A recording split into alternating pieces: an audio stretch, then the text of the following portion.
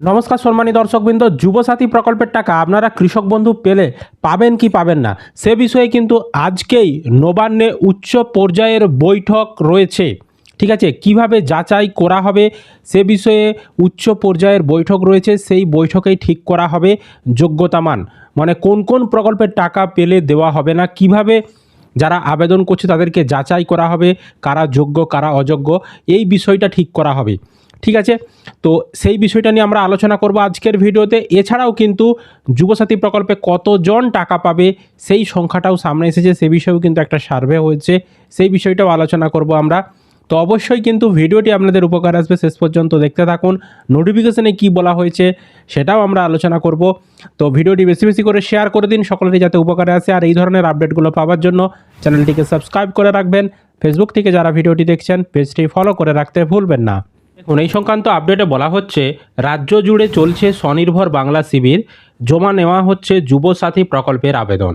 রাজ্যের কতজন যুবক যুবতী এই প্রকল্পের সুবিধা পাবেন, এর মধ্যেই সেই হিসেব করে ফেলল নবান্ন। সূত্রের খবর, 1 কোটিরও বেশি যুবক যুবতী রাজ্যের এই নতুন প্রকল্পের সুবিধা পেতে চলেছেন। তারা মাসের শুরুতে পাবেন 1500 টাকা করে। ফলে এক মাসে এই খাতে রাজ্যের কোষাগার থেকে খরচ হবে 1,500 কোটি টাকা। সোমবার ছিল স্বনির্ভর বাংলা শিবিরের দ্বিতীয় দিন। এই দুদিনে শিবিরে আসা মানুষের সংখ্যা 15,36,450।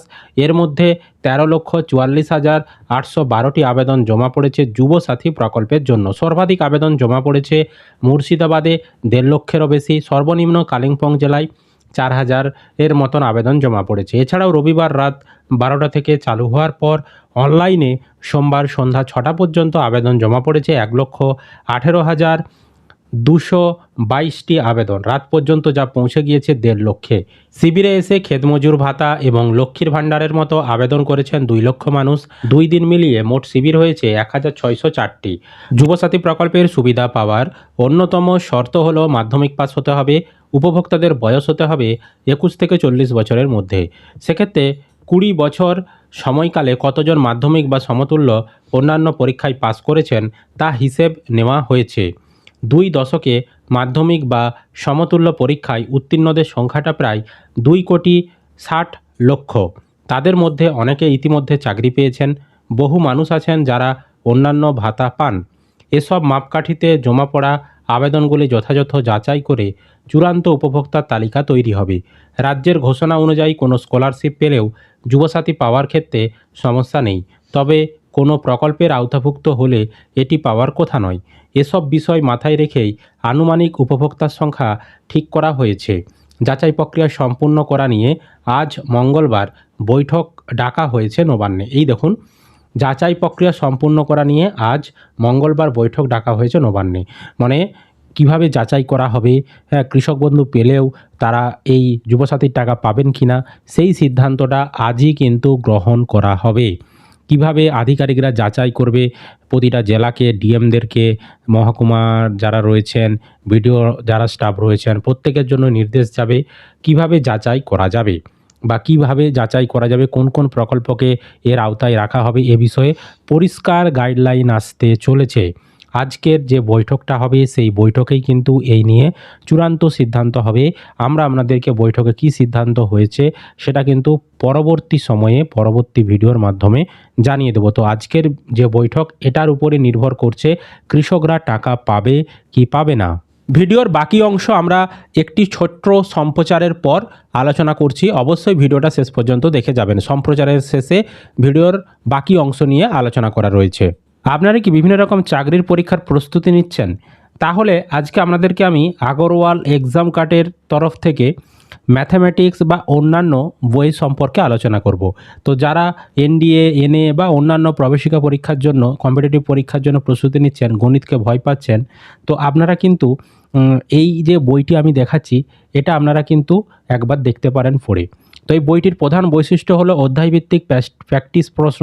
বইটিতে এনডিএর সিলেবাস অনুযায়ী প্রতিটি অধ্যায়ের, যেমন বীজগণিত, ত্রিকোণমিতিক, তারপর ক্যালকুলাস, জ্যামিতি ইত্যাদি জন্য প্রচুর প্র্যাকটিস অনুশীলনী প্রশ্ন দেওয়া আছে।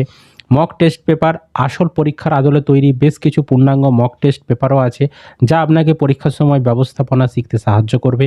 বিগত বছরগুলোতে এনডিএর পরীক্ষায় আসা গুরুত্বপূর্ণ প্রশ্নগুলো এই বইতে অন্তর্ভুক্ত করা রয়েছে, যা প্রশ্নের ধরন বুঝতে সাহায্য করবে। বিস্তারিত সমাধানও রয়েছে, প্রতিটি প্রশ্নেরই বিস্তারিত এবং ধাপে ধাপে সমাধান দেওয়া থাকে। এর ফলে আপনি কোনো অঙ্কে আটকে গেলে সহজেই তা বুঝে দিতে পারবেন।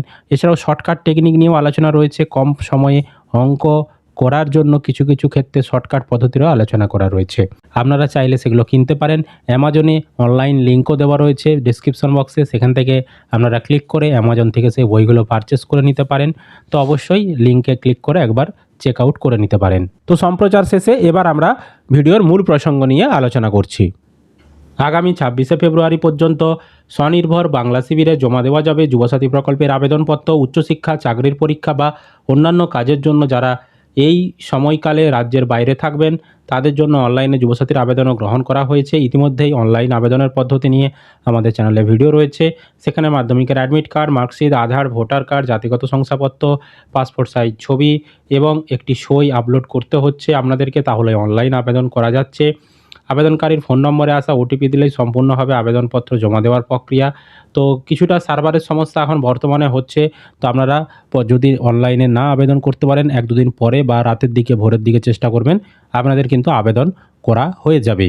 তো আমরা যদি আপনাদেরকে যে নোটিফিকেশনটা দেওয়া হয়েছে যুবসাথী প্রকল্পে, সেটা যদি দেখাই, যেটা 13 তারিখে দেওয়া হয়েছিল, 13ই ফেব্রুয়ারি 2026, যখন প্রথম চালু হয়েছিল।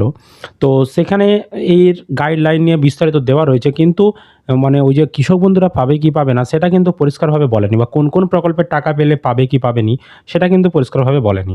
এখানে শুধুমাত্র কি বলা হয়েছিল, যদি আমাদেরকে দেখায়, এখানে সেলফ ডিক্লারেশন ডি, তার ভেতরে একটা পয়েন্টে বলা হয়েছিল যে that she বা he does not receive any monthly assistance from any regular job of the state government except educational benefit or scholarship if any।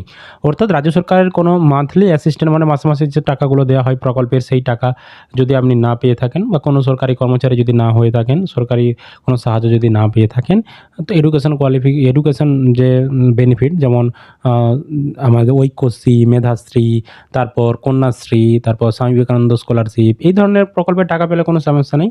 বাকি কোনো টাকা পেলে কিন্তু আপনি অযোগ্য, সেটা কিন্তু এই নোটিফিকেশনে বলা হয়েছিল। কিন্তু এখানে কোনো রকম কোন কোন প্রকল্পের টাকা পেলে অযোগ্য সে বিষয়ে কিন্তু বিস্তারিত কিছু বলা নেই। এবার সেই বিস্তারিত তথ্যগুলো আসতে চলেছে। আজকে আমি যে বললাম, মঙ্গলবার নবান্নে উচ্চ পর্যায়ের বৈঠক রয়েছে, সেখানেই কিন্তু এর সমস্ত গাইডলাইন ঠিক করা হবে। কৃষক বন্ধু যুক্ত হবে কি হবে না, বা কোন প্রকল্প টাকা পেলে কি পাবেন না, সেই বিষয়টা কিন্তু ওখানেই ঠিক করা হবে। আরেকটা আমি নোটিফিকেশন দেখাচ্ছি, দেখুন। মতো দেখতে পাচ্ছেন যুব সাথী যে স্কিম, বাংলা যুবসাথী, তার যে আমি এলিজিবিলিটি ক্রাইটেরিয়া ওপেন করেছি, এখানেও লাস্টের দুটো পয়েন্ট দেখুন, not কভারেড under any social security scheme. অর্থাৎ আপনি যদি কোনো পশ্চিমবঙ্গ সরকারের সোশ্যাল সিকিউরিটি স্কিমের টাকা পেয়ে থাকেন, তাহলে আপনি এই যুবসাথীর টাকা পাবেন না বলা রয়েছে। এছাড়াও যদি আপনি রাজ্য সরকারের থেকে কোনো রকমের অ্যালাওয়েন্স পেয়ে থাকেন, মানে আর্থিক সাহায্য আরে পেয়ে থাকেন, স্কলারশিপ বা এডুকেশনাল বেনিফিট বাদে, তাহলেও কিন্তু আপনি অযোগ্য। তো এখানে সেটা বলা রয়েছে, তবে এখানে কিন্তু ক্লিয়ারভাবে বলা নেই যে কোন কোন প্রকল্পের টাকা পেলে আপনি পাবেন টাকা, কোন কোন প্রকল্পের টাকা পেলে আপনি পাবেন না, সেটা কিন্তু বলা নেই। তো এবার সেই বিষয়টাই সামনে আসতে চলেছে আপনাদের জন্য, আমরা সেটাই খুব শিগগিরই নিয়ে আসবো, যে কোন কোন প্রকল্পের টাকা পেলে আপনারা পাবেন, কোন কোন প্রকল্পের টাকা পেলে পাবেন না, কীভাবে যাচাইটা করা হবে, আধিকারিকদেরকে কী নির্দেশ দেওয়া হচ্ছে নবান্ন থেকে, সেটা আমরা আপনাদেরকে জানাবো। তো আপনারা কি চান কৃষক বন্ধুদেরকে যুক্ত করা উচিত কিনা এই যুবসাথী প্রকল্পে, অবশ্যই সেটা কমেন্ট করে জানাবেন, আর ভিডিওটা বেশি বেশি করে শেয়ার করে দেবেন। আরেকটা বিষয়, আমাদের পরবর্তী নেক্সট আপডেট ভিডিওর পাওয়ার জন্য চ্যানেলটিকে সাবস্ক্রাইব করতে ভুলবেন না। ফেসবুক থেকে যারা ভিডিওটি দেখছেন, অবশ্যই পেজটি ফলো করে রাখবেন।